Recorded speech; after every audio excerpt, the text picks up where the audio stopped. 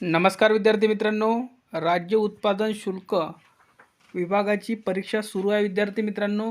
जवान या पदाची परीक्षा ही सुरू आहे विद्यार्थी मित्रांनो आणि चालक आणि चपराशीची झालेली आहे विद्यार्थी मित्रांनो.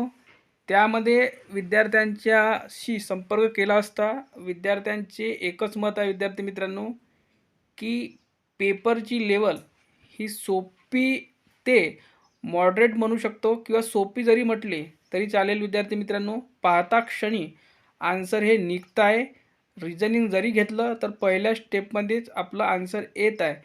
पण रिझनिंग आणि त्यामध्ये जे तर्कशक्ती देण्यात आलेली आहे त्यामध्ये वेळ खाऊ गणित आहेत. म्हणजे उत्तरं येत आहे, रिझनिंग येत आहे, पण वेळ खाऊ गणित आहे. आणि जी के, जी एस आणि चालू घडामोडी या कोणत्या पुस्तकातून येणार आहे, या संपूर्ण माहिती आपण या व्हिडिओच्या माध्यमातून घेणार आहे.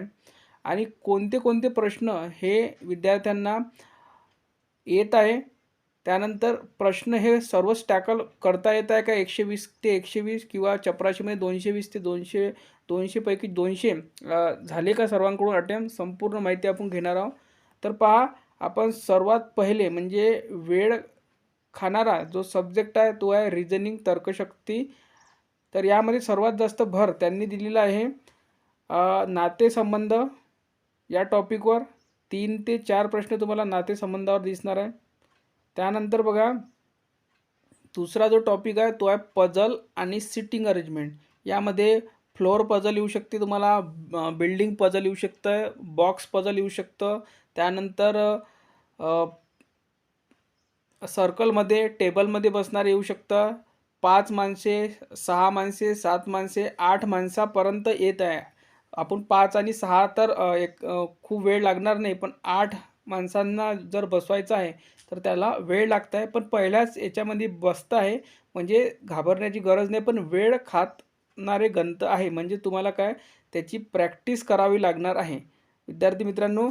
आणि एक महत्त्वाची सूचना, पुढे आपण तुम्हाला संपूर्ण माहिती देणारच आहे. तर पहा, आज ज्यांचा पेपर आहे किंवा काल ज्यांचा पेपर झालेला असेल किंवा उद्या असेल, परवा असेल किंवा 14 तारखेला असेल, तर त्या सर्व विद्यार्थ्यांनी आपला ह्या व्हॉट्सअप क्रमांक आहे आपला चॅनलचा विद्यार्थी मित्रांनो, या व्हॉट्सअप नंबरला तुम्ही प्रश्न पाठवू शकता तुमचा पेपर झाल्या विद्यार्थी मित्रांनो. तर आपला नंबर आहे 96 65 31 03 34.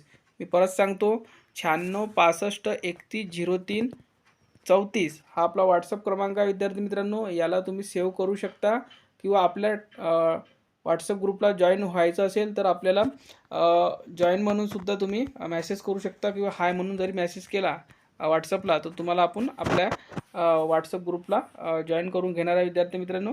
आणि सर्वांनी या नंबरवर प्रश्न पाठवा. पेपर कशा पद्धतीने येत आहे, सर्वांना पेपर पूर्ण टॅकल होतो आहे की 120 ते 120 प्रश्न पाहणं होत आहे, वेळ पुरतो आहे काय, तर हे सर्व सांगायचं आहे.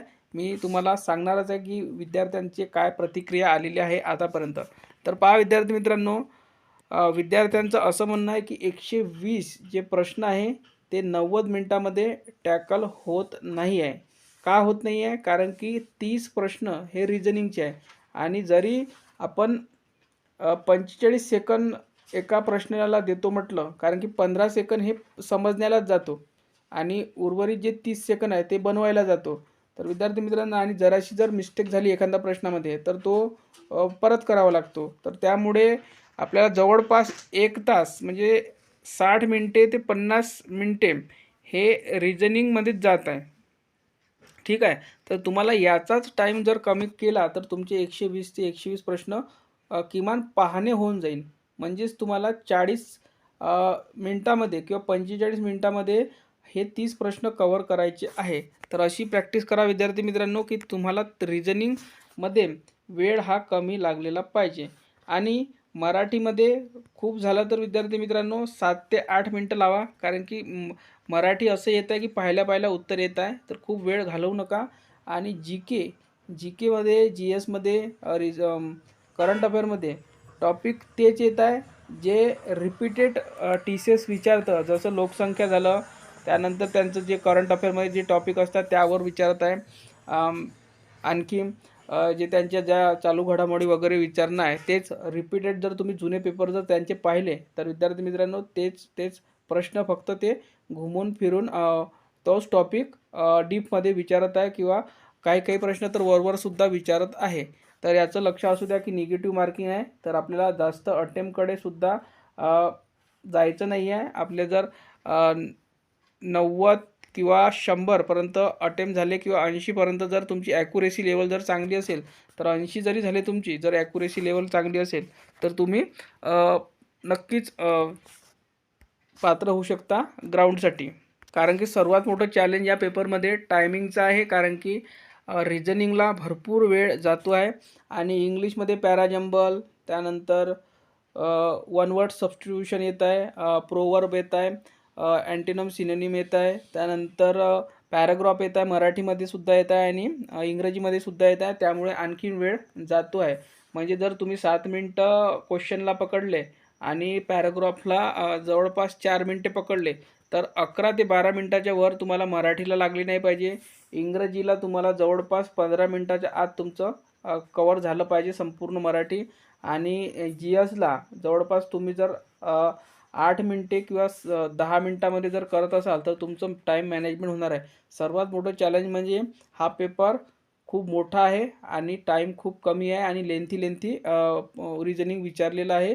कारण की एका पाहता क्षणी तुमच्याकडून निघू शकत नाही. कारण की ते स्क्रीनवर बघून आपल्याला काढावायचं आहे. जर हार्ड कॉपी राहिली असती तर थोडं इझी झालं असतं, पण कम्प्युटरवर पेपर असल्यामुळे थोडं हार्ड जात आहे विद्यार्थ्यांना.